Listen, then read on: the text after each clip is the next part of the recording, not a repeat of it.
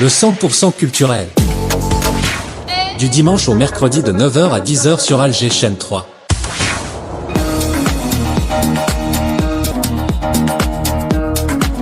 Il fait meilleur ce matin, il fait bon.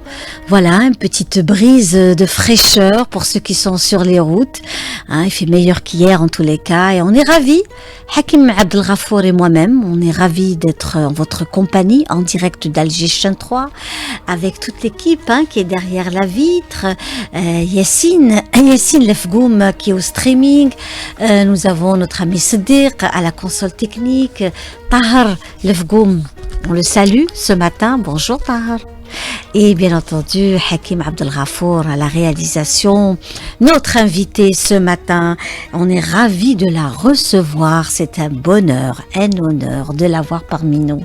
Il s'agit d'Adidi Oussadi qui est parmi nous ce matin. Bonjour. Bonjour Linda, c'est toujours un honneur aussi. C'est toujours un plaisir en tout cas d'être avec vous. Alors, Adidi Oussadi, c'est une femme d'exception. Merci. Beaucoup de belles choses, un travail extraordinaire. Elle est artiste peintre, artisane, elle est dans le design. C'est l'une des premières femmes à décorer des espaces publics de transport, notamment. On commence par le transport, n'est-ce pas? Effectivement. Alors, vous avez commencé par la première donc gare de Zeralda. Oui. L'espace a été décoré par vous il y a de cela quelques années. 2016, 9 ans. Et puis il y a eu la gare d'Oran également. 18. Il y a eu la gare d'Erzeu. 17. Il y a eu Borjumneil. 17-18. Celle de Borjumneil dans la wilaya de Boumerdès. Après, il y a eu Tizi Ouzou. 17.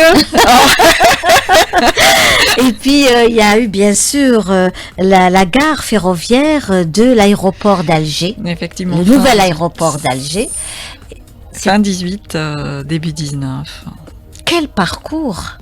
Et quelle activité, sans oublier l'annexe de Bebzouar. 19, début 19. Alors, Allez. mes amis, il faut savoir qu'elle est dans la création d'immenses fresques. C'est des fresques murales. Effectivement. Maintenant, faites attention quand vous prenez votre train, que vous soyez d'Oran, Erzeu, Borjumneil, Zeralda, Tizi Ouzou, celle de l'aéroport, la gare ferroviaire, donc l'annexe de Bebzouar. Tout cela, c'est notre ami qui est parmi nous ce matin, Adidi Oussadi, qui a fait ce beau travail artistique pour apporter du beau dans des espaces publics, ouverts au public, pour ceux qui voyagent, qui se déplacent. Ce sont toujours de belles couleurs, des espaces avec des couleurs très très vives. Qui racontent l'histoire aussi de l'Algérie. Oui. Chaque thématique est reliée à l'endroit aussi. Oui. Donc, par exemple, à Tizi Ouzou, c'était un plafond qui représentait un lever de soleil sur les montagnes du Djurdjura. Oui. Et à Arzeu, c'était vraiment le phare d'Arzeu. Donc, il y avait le phare d'Arzeu sur une fresque quand même de 10, 11, voire sur 9. Mm-hmm. Et puis quelques passages comme ça de thématiques qui ont été sélectionnés par le client. Si je vais sur Oran, c'était l'idée un petit peu de reprendre, c'est annexe Oran, c'était un petit peu de reprendre ce qui était réalisé sur l'ancienne gare d'Oran, qui est très très jolie. Elle est magnifique. Donc, oui, magnifique. Oui. Donc, par exemple, à la gare d'Oran, il y a un dôme en verre. Donc, oui. Et puis, le sol a été sculpté avec des carreaux en céramique. Moi, je ne savais pas que c'était notre cher Adidi Oussadi. Quand on arrive à la gare d'Oran, c'est une très belle gare. Très jolie. Qui a été magnifiquement restaurée. Et puis, il y a ce dôme, ce plafond. Oui. Avec de très, très belles couleurs. Et je ne savais pas que c'était notre ami Adidi que nous recevons aujourd'hui. Ravi. Il y a de cela quelques années déjà. Oui. Donc, on est aussi très fiers de vous recevoir. Aussi, également, vous travaillez beaucoup avec la Défense nationale, avec l'armée. Et c'est aussi un honneur de savoir également que vous avez aussi décoré pas mal d'espaces, les régions militaires, la région militaire donc ici à Alger. Oui. Oui, il y a eu des espaces que j'ai réalisés avec les militaires, oui. Donc des fresques murales de grande ampleur. Et ce qui est intéressant, c'est que c'est un corps qui s'intéresse à l'art, et ça c'est impressionnant, d'autant plus qu'ils ont ce goût et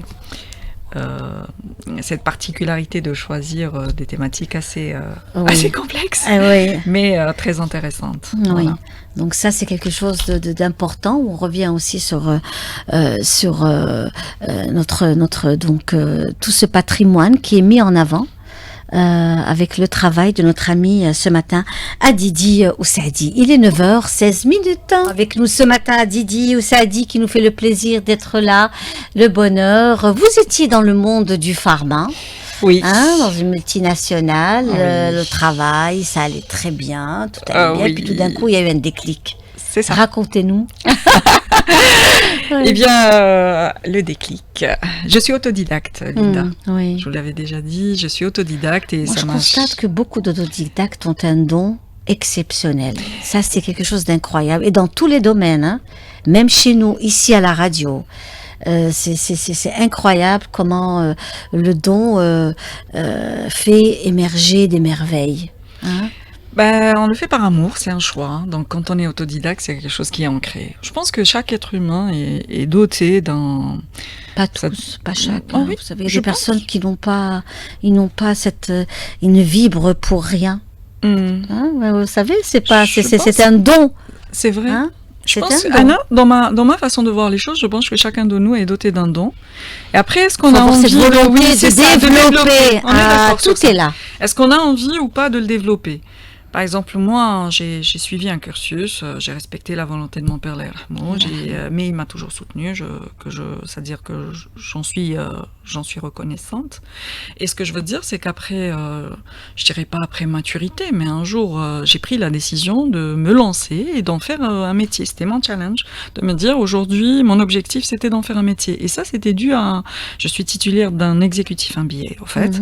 Et à ce moment-là, quand on est à l'ESA, et à la fin on vous dit quels sont vos souhaits, vous souhaitez basculer vers un poste supérieur. Moi, ce qui m'intéressait, c'était de créer un monde artistique.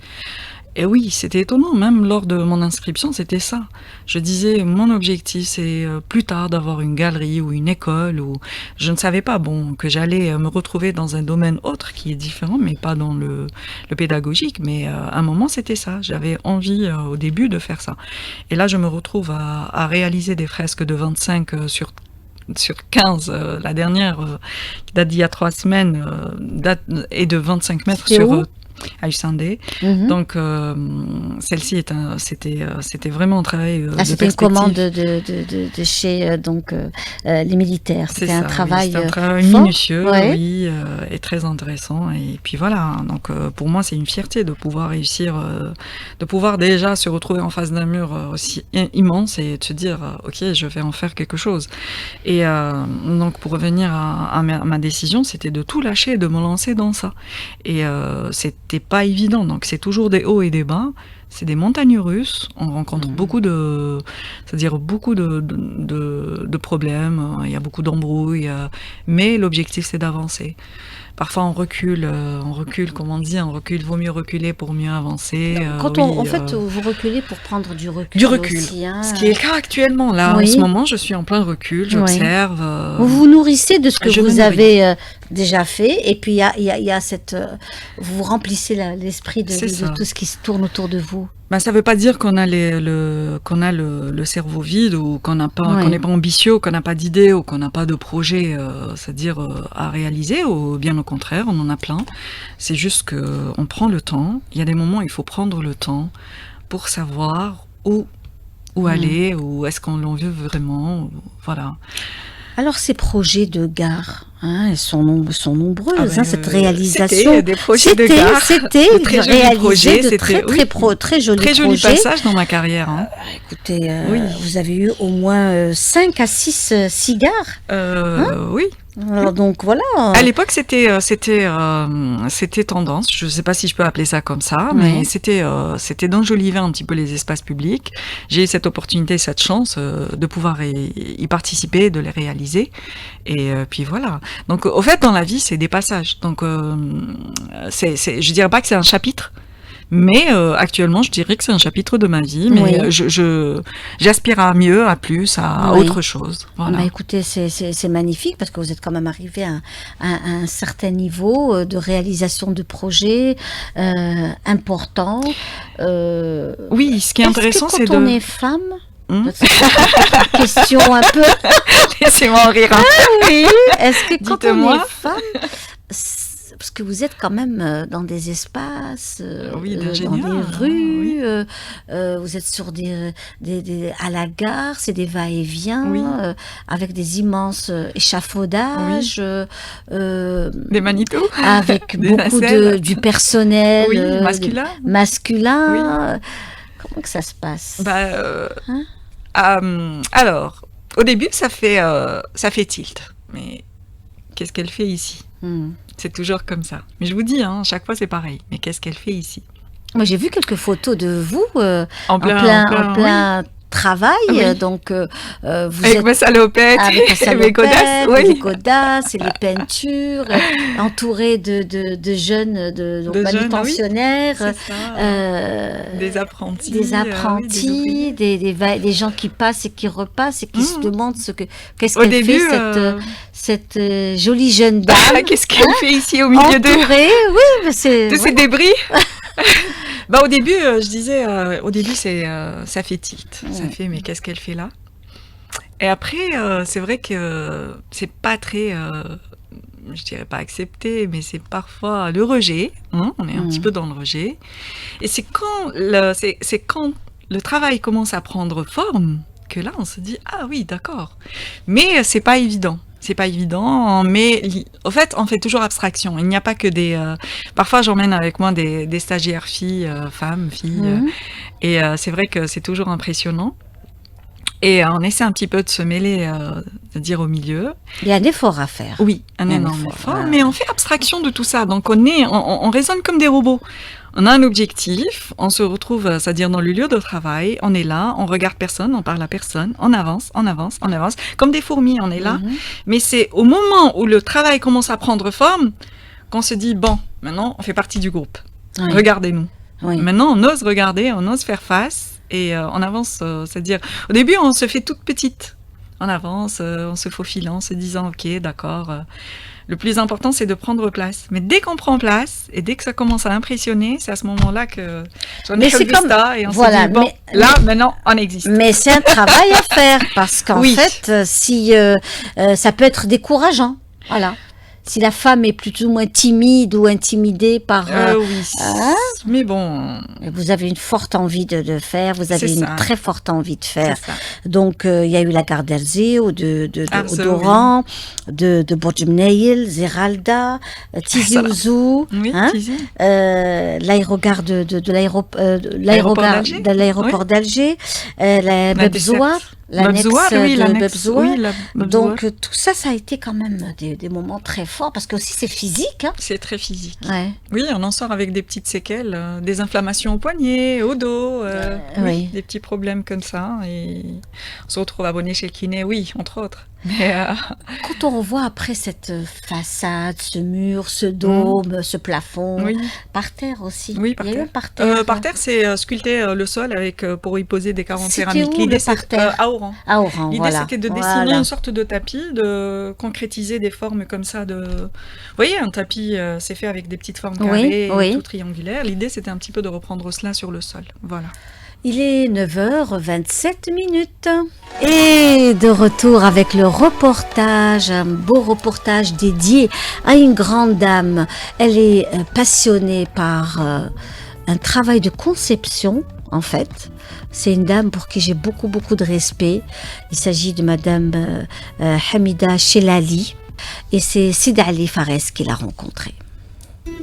Hamida Chelali se forme dans le théâtre dans le but de faire de la mise en scène. Puis, en 1982, elle commence à prendre une nouvelle destination vers la peinture. Avec l'expression artistique se fait en même temps que celle de la méditation et des philosophies. Madame Hamida Chelali revient sur sa dernière exposition titrée Conversation avec les fleurs. Le végétal, pour moi, c'est un prétexte qui révèle autre chose. Et ce qui m'intéresse, c'est l'autre chose, ce que nous dit la fleur. Et c'est ça que j'ai essayé de travailler de comprendre. C'est pour ça que j'ai utilisé plusieurs techniques. Ce qui m'intéresse, c'est la lumière qu'elle dégage, la lumière intérieure qui se révèle. C'est pas la fleur en elle-même. Et la fleur, elle a une grande importance dans notre tradition. Chez les mystiques, la rose, c'est quelque chose d'extraordinaire. Un tableau est titré « Voyage vers la vérité ». À travers tout, je cherche la vérité, même à travers les plantes. Qu'est-ce qu'elles nous révèlent? Quelle vérité elles veulent nous dire? Donc ça, c'est le chemin vers la vérité, et la vérité absolue. Celle qui ne change pas. Pour moi, c'est une méditation sur le végétal. Je me suis rapproché des visiteurs de la galerie pour nous donner leur avis sur l'exposition. Cette exposition, elle est intéressante. L'artiste a très bien interprété sa thématique. Elle a fait une espèce d'installation, elle a ramené un mélange entre les œuvres exposées et en même temps la végétation. C'est la première fois que je vois les fleurs, même le matériel qu'elle a utilisé. C'est nouveau pour moi. Je découvre, je connais pas. C'est des œuvres avec des feuilles, alors soit des feuilles séchées, soit des feuilles en aluminium. Je trouve que c'est vraiment recherché, c'est vraiment beau. Pour découvrir l'exposition de Madame Hamida Chlali titrée Conversation avec les fleurs, une seule destination, la galerie de la Fondation Asla. Voilà, c'est une très belle expo, vraiment. Elle y est encore, cette exposition de Madame Hamida Chlali, qui est une passionnée, une femme d'un certain âge. Voilà, on parlait de passion. Pour rebondir un peu de cette façon d'aller vers les belles choses et d'avoir quelque chose en soi et le cultiver, l'entretenir. Mais quand on aime quelque chose, on l'entretient. Oui. Et on en fait, on en crée, c'est-à-dire tout ce qui est fait par amour est réussi, moi je pense. Il y a cette passion, il y a cette détermination, enfin, il y a ce tout courage. Dans la vie. Ce courage aussi. Il y a donc quelque chose de magnifique. Et je voulais aussi revenir sur notamment tous ces travaux, le choix des couleurs. Est-ce que ce sont des commandes ou est-ce qu'on vous laisse libre cours à votre imaginaire?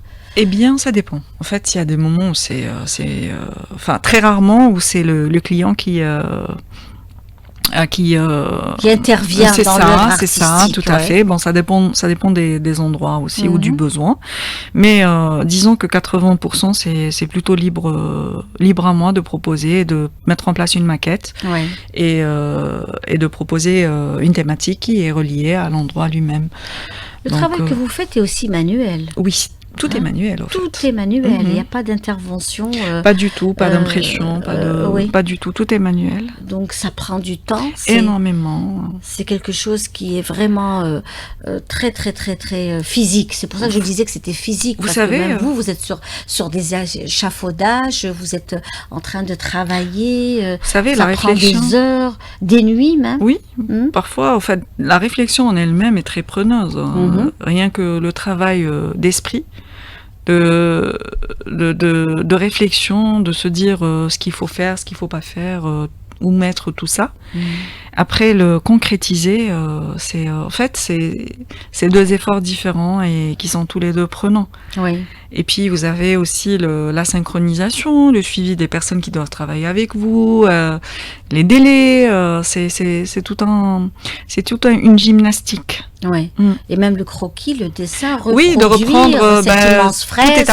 Tout est fait en main levée. Il n'y a pas de tout est fait en main levée. Enfin, l'idée c'est un petit peu de retranscrire le petit format A4 sur un mur ça dépend des tailles aussi. C'est formidable. Alors, vous avez aussi bénéficié il n'y a pas longtemps d'une formation, je pense qu'il y a quelques jours. Oui, avec la Banque mondiale et la Chambre des métiers, la Chambre nationale des métiers. Qui a été commanditée par la Chambre des métiers. Voilà, la Chambre des métiers qui a organisé justement cet événement. Sur le e-commerce. Sur le e-commerce, c'est important aujourd'hui. Oui, aujourd'hui, c'est important d'aller sur du e-commerce. Enfin, il y a des artisans femmes. C'est plutôt, c'est un programme qui a été dédié spécialement aux femmes, femmes entrepreneurs. Oui. Et la Chambre nationale, en travaillant avec Deloitte, le bureau d'études, a sélectionné une catégorie de femmes dans divers métiers, donc qui ont été présélectionnées, études de marché, critères, etc. Donc, et puis, on a fini par avoir droit à une formation, disons gratuite, aussi avec le ministère du Tourisme, qui a été orchestrée aussi avec le ministère du Tourisme, et nous former sur le e-commerce. Donc la cérémonie de clôture s'est tenue ce jeudi-là, ce jeudi dernier à Darreis. très bien. Voilà. En tout cas, c'était un moment assez important et fort aujourd'hui. On disait aussi que aujourd'hui les entreprises se forment, se créent et par moment aussi, donc vous souffrez aussi par moment de situations de paiement. Oui. Donc ça, c'est aussi Actuellement, quelque chose c'est une problématique qui n'en finit pas. Hein. Oui. Aujourd'hui, on est c'est-à-dire on est dans le suivi du programme économique de l'État, d'aller sur des créations d'entreprises, de développer et de suivre le process. Mais bien. après, on a des freins, on reçoit des freins chaque fois quand on travaille et qu'il y a des problématiques de paiement. Je pense qu'aujourd'hui, on en souffre tous. Voilà. En tout cas, ce qui est certain, c'est que cette formation, que vous avez donc pu profiter de cette belle formation aujourd'hui, c'est quelque chose de très très très important pour pouvoir aussi défendre son produit, créer ses transactions également et en faire une véritable entreprise. Vendre en e-commerce, c'est un projet qui est très intéressant. Pourquoi ? Parce que ça touche un large public. Là, au moins, vous faites connaître, vous faites connaître. En français disparaît.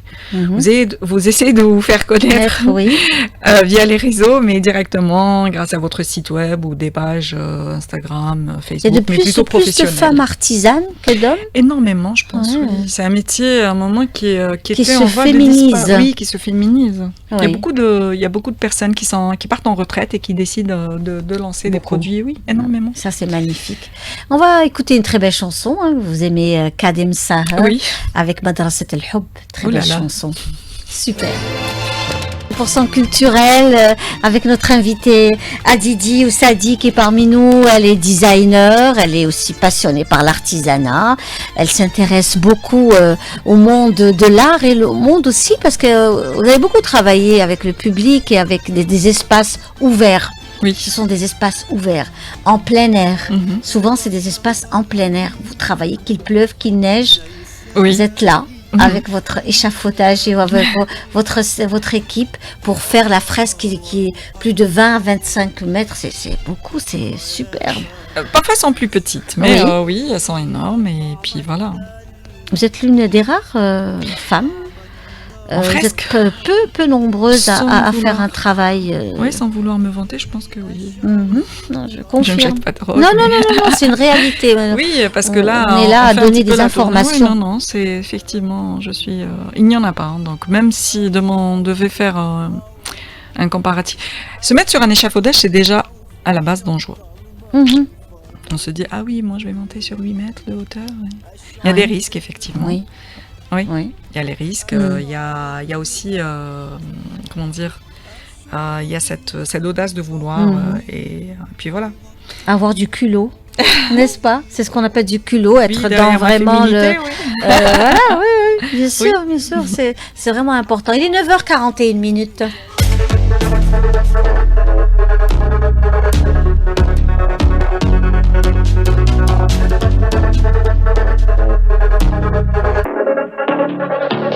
Le 100% culturel. Et le 100% culturel vous invite déjà à une belle rencontre avec notre ami Kemal Bellatrache et Marielle Sova, une exposition d'art au niveau de la Galerie Rassim. Ce sont des œuvres, des nouveautés. Ne ratez pas ce rendez-vous. Ils ont déjà, l'exposition s'est faite déjà, le vernissage s'est fait hier. Et nous, on est en tout cas ravis d'annoncer cette belle exposition au niveau de l'avenue Pasteur, la Galerie Mohamed Rassim. Nous avons aussi d'autres rendez-vous avec la galerie Hella. Vous connaissez la galerie Hella, qui est une très très belle galerie qui a ouvert à peu près une année, qui abrite en son sein actuellement les chemins croisés d'artistes. C'est des chemins croisés d'artistes qui font aussi différentes écoles de produits, donc des arts plastiques à l'honneur. J'ai été au vernissage, j'ai beaucoup aimé, c'est vraiment quelque chose de fabuleux.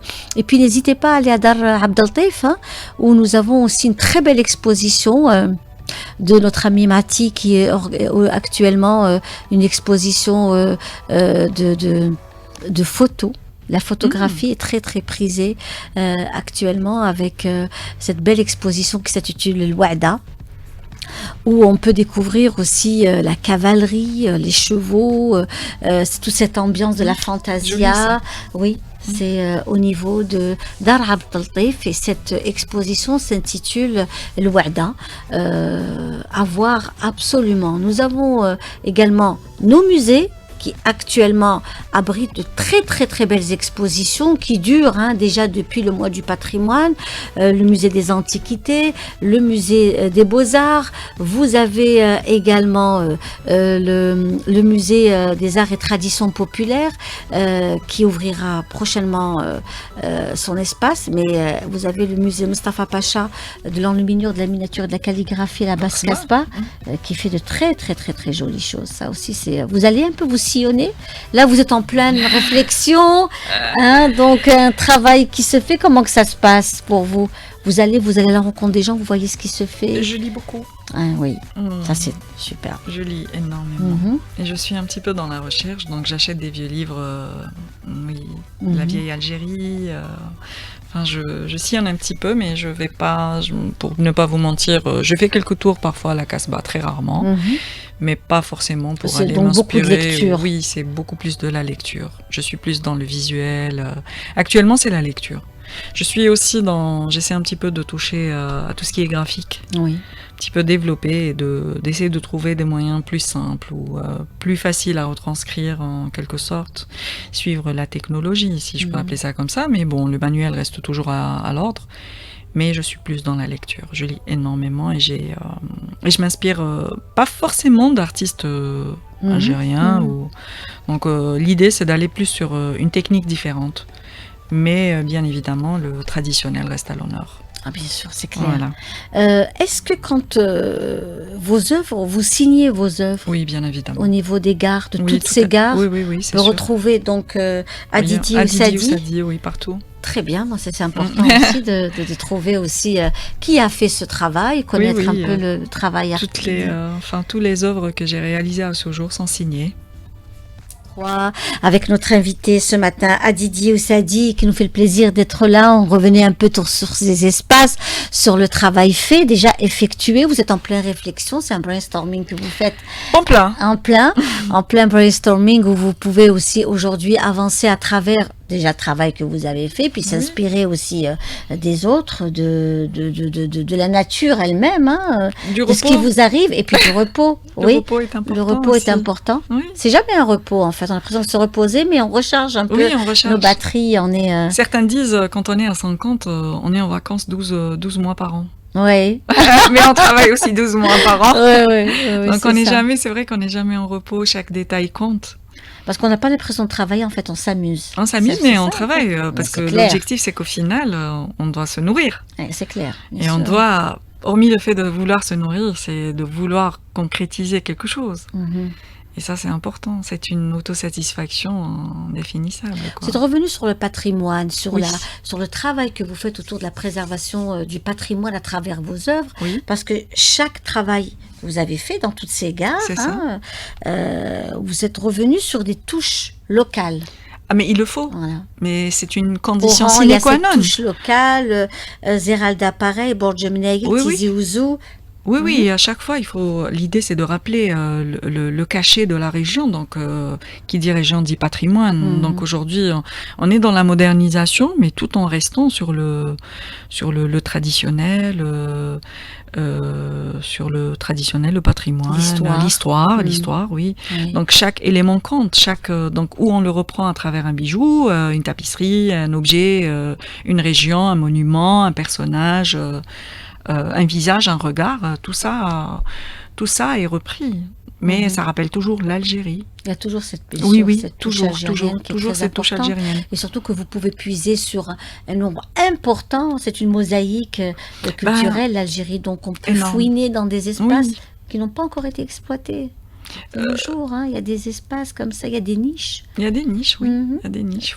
Il faut aussi penser peut-être à développer tout ça. Oui, justement, pouvoir profiter de faire profiter aussi, de faire vivre au public Parce qu'on parfois on n'a pas cette chance de pouvoir sillonner le territoire, enfin de visiter, de connaître toutes les régions de l'Algérie. Elles sont toutes jolies. Elles sont différentes, elles sont jolies, et c'est pas tout le monde qui a cette opportunité ou cette chance de pouvoir. Zmen, ce qu'on faisait, c'était on prenait la voiture et on se disait ah tiens, allez, on va se faire, on va passer un week-end. C'est ce qu'on faisait avant. Oui. Et là aujourd'hui, ça ne se fait plus. Donc on découvre des monuments, on devient comme des touristes dans notre propre pays. Et cette chance de pouvoir reprendre et immortaliser, disons, un endroit via une peinture ou un travail manuel, c'est important. Et le faire découvrir. Et le faire découvrir au public, c'est important, c'est ça. Très, très important. Ben, écoutez, merci, Adidi Oussadi, d'avoir été parmi nous ce matin. C'était un véritable bonheur. Partagé. Et donc, là, justement, on souhaite un joyeux anniversaire. On souhaite un joyeux anniversaire à notre ami Rachid Younsi. C'est de la part de son épouse, Emira. Il fête ses 50 ans. 50 ans de vie. Emira lui souhaite un joyeux anniversaire, une très bonne santé, plein de bonnes choses. Voilà, on lui souhaite à tous un joyeux anniversaire. Et si bien qu'on va finir avec une superbe chanson de Stevie Wonder.